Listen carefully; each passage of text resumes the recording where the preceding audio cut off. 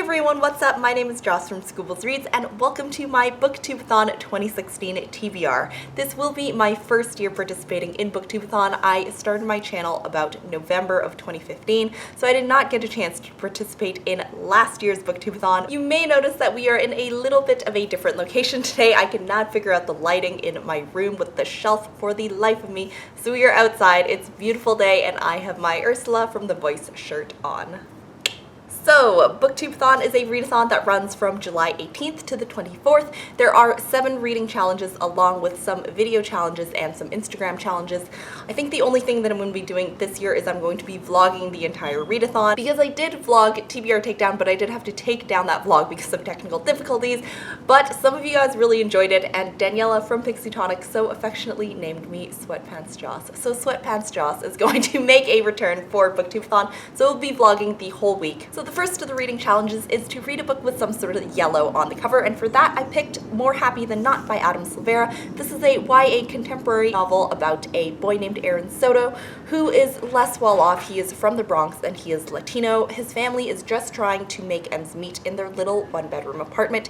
He does have a girlfriend, but he has met a boy named Thomas and he is having feelings that he can't quite describe, and he is grappling with all the different parts of his identity. This definitely sounds like a book that I will enjoy, so I'm really excited to be jumping into this one. The second reading challenge is to pick a book that you are only going to read after sunset, and for that challenge I have picked kind of a thrillery suspense type book. It's called Confessions by Kanae Minato. I'm really into scaring myself, so why not do it after sunset? This is about a middle school teacher named Yuko. She is just ended her engagement and she feels like her only purpose in life is to take care of her 4-year-old daughter Minami. There's been an accident at the middle school on which she teaches, so she decides to tell a story that upends the lives of the students that she is teaching, and thus sets into motion some kind of plot for revenge. This is one of the books that was in the recommendations in the comment section of my circus theme books video. They thought I would really like this book, so I'm excited for this one too. The next reading challenge is to read a book that you discovered through Booktube, and for that I will be reading Bird Box by Josh Malerman. This is about some kind of creature or thing that when people see it, it leads them to commit crimes of violence. The story takes place 5 years after that started happening. There is a mom and her 2 children, and they are apparently going on a journey in a rowboat blindfolded, and they don't know what their fates are going to be. I'm not entirely sure what this means, but it is some kind of mishmash between horror and thriller, which are 2 of my favorite genres. So there is Bird Box.